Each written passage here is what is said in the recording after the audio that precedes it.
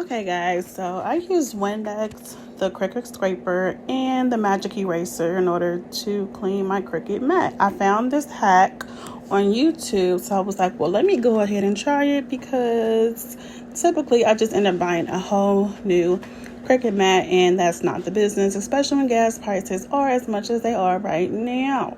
So basically all you have to do is go ahead and use your scraper, scrape off any of the dirt that is on there and any paper or anything you have on there. Then you're going to take the Windex, spray the Windex on your mat, and then you're going to take your Magic Eraser and just go ahead and rub, but do not rub too hard, because you will rub off the green surface, so you don't want to do that.